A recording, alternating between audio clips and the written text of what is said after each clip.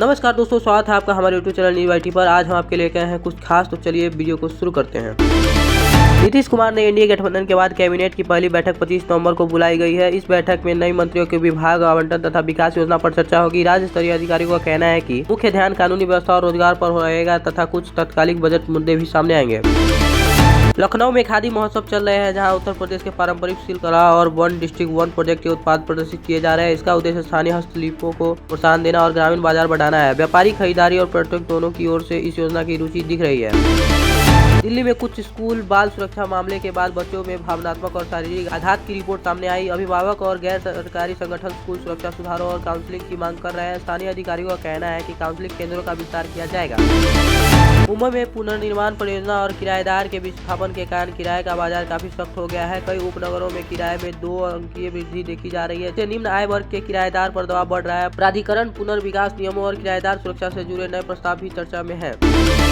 हरियाणा सरकार ओपीडी और आपातकालीन सेवाओं में कमी को दूर करने के लिए 450 चिकित्सकों की भर्ती करने जा रही है। ग्रामीण अस्पतालों और सामुदायिक केंद्रों में स्टाफ बढ़ाने का मुख्य लक्ष्य है। स्वास्थ्य अधिकारियों का कहना है कि प्रोत्साहन और ग्रामीण तैनाती लाभों पर भी काम चल रहा है। COP30 के बेल स्थल पर आग लगने से कुछ बैठकों में रुकावट आई। प्रतिनिधियों की सुरक्षित बाहर निकालना पड़ा। इस घटना से जलवायु वार्ता में थोड़ी विलंब हुई और जीवाश्म ईंधन क्रमबद्ध समाप्ति से संबंधित चर्चाओं पर प्रभाव पड़ा। भारत के वार्ताकार भी शिखर सम्मेलन में सक्रिय है और इस व्यवधान को वैश्विक बातचीत के माहौल पर असर देखा जा रहा है। उत्तर प्रदेश में होने वाले राष्ट्रीय जम्बूरी में वन डिस्ट्रिक्ट वन प्रोजेक्ट का विशेष पवेलियन लगाया गया, जहां वाराणसी, रेशम और स्थानीय हस्तकला प्रदर्शित की गई। इस योजना से शिल्पकारों और राष्ट्रीय मंच मिलने के साथ साथ पर्यटन को भी बढ़ावा मिलने की उम्मीद है।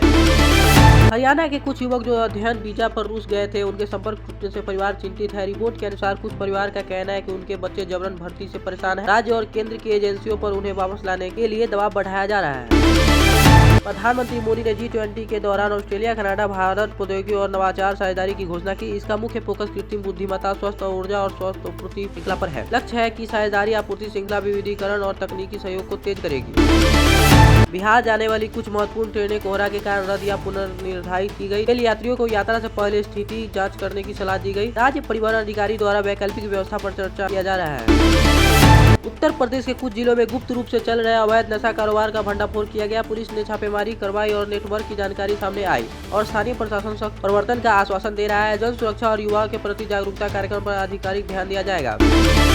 दिल्ली के कई क्षेत्रों में प्रदूषण और धुएं के कारण वायु गुणवत्ता सूचकांक AQI गंभीर रूप से प्रभावित हुए। पुल और बाहरी योजनाओं पर इसका असर पड़ा। अधिकारियों ने स्थानीय प्रबंधन और निगरानी उपायों की घोषणा की है। जनता को मास्क पहनने और प्रदूषण संबंधी सलाहों को पालन करने का कहा गया है। हरियाणा ने पराली जलाने पर नियंत्रण में महत्वपूर्ण गिरावट दर्ज की है, जिसे क्षेत्रीय सब्सिडी और पैलेट निर्माण संयंत्रों को दिया जा रहा है। कृषि एवं पर्यटन अधिकारी इस प्रगति को रेखांकित कर रहे हैं। उत्तर प्रदेश के कुछ ग्रामीण क्षेत्रों में खसरा भूमि अभिलेख में हेरफेर का बड़ा घोटाला सामने आया है। कई गिरफ्तारी हुई, FIR दर्ज की गई। अधिकारी संपत्ति अभिलेखों को साफ सुथरा सैनिटाइज करने का कार्य तेज कर रहे हैं। हरियाणा के मंत्री ने मानेसर विकास परियोजना की समीक्षा की। सड़क, सीवेज तथा औद्योगिक भूखंडों के विकास को तीव्र गति से आगे बढ़ाने के निर्देश दिए गए। स्थानीय औद्योगिक वृद्धि को आकर्षित करने की योजना भी सामने आ रही है। भारत में इलेक्ट्रॉनिक वस्तु के निर्यात में इस वर्ष अब तक 33.9% की वृद्धि दर्ज की गई, जो विनिर्माण क्षेत्र और वैश्विक आपूर्ति श्रृंखला की मांग में मजबूती को दर्शाता है। यह आंकड़ा निर्यात आधारित नौकरियों तथा मेक इन इंडिया प्रयासों को समर्थन देता है।